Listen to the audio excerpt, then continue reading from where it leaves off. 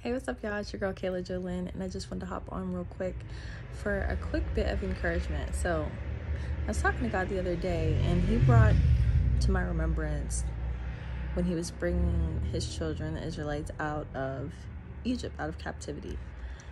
And He says to me, like, Kayla, do you think when I brought them out of captivity, do you think they knew that there was going to be a sea up ahead that they couldn't cross? Did you think they knew that the land that they were on, the land that I was carrying them out on, was coming to an end? Do you think they saw that far ahead? When I thought about it, and, I'm like, probably not, Lord. Like, they probably could, they knew you were taking them out, but I don't think they probably thought you were going to take them to, a body of water that they had no means to cross. And He showed me that when they came to the end of what they could do for themselves, that was when He was able to step in and do what they couldn't do. So a lot of us are in these seasons where we're stepping out and we're following God and we're doing what He's called us to do. We're following where He leads. But we come to situations where we come to the end of our land, the end of dry land, and we're faced with the sea.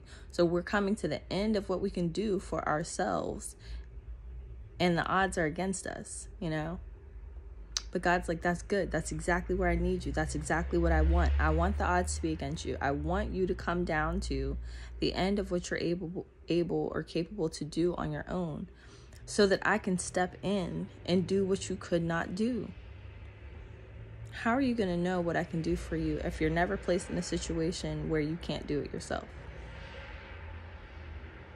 So just like the Israelites, as He brought them out of captivity and was leading them out to their land, when they were faced with opposition at the back, Egyptians coming back after them, try to take them back into captivity, and they're faced with the sea at the front that they have no means to cross on their own,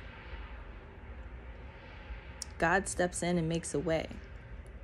God steps in and parts the Red Sea. Now, for us, that could be, a sea of bills. That could be, a sea of rent. That could be a sea of stress, anxiety, a sea of, not knowing which way to go or not feeling like there's any way to go. Maybe your sea is you feeling like you hit a wall. You're at the end of what you know. And God's like, great, that's exactly where I need you to be. Because then I can step in and do what only I can do. Then I can step in and you will know without a shadow of a doubt that it's me. The trick is shifting your perspective to focus on what God is able to do and what He's coming in to do, and off of yourself and what you're not able to do. The key is really to focus on Him. Because if you think about you coming to the end of what you can do for yourself, that can be scary. That can be very, vulnerable. But if you just flip the script, if you just change your perspective, instead of looking at what you can't do and what's coming to an end within your own ability, you need to look up. You got to look to what God can do. You got to look at His next, try to see things through His vision. And that just means trusting in Him, believing in Him, focusing on what He told you to do, and just really resting in that and having peace in that. Because it's not going to look like what He said, but you got to speak it anyway. You got to trust it anyway. I mean, it's easy to trust it if we see it. Doesn't really take much trust at all because we see it. But God's like, when you're staring down the face of the sea, which you have no means to cross on your own, just know that you're not alone. I am right there with you, and I will part that sea. I got you. So again, this was just a quick little encouragement. When God laid that on me, it hit home for sure, because it's like, Lord, I really do have to trust you with every bit of me, regardless of what sea I face.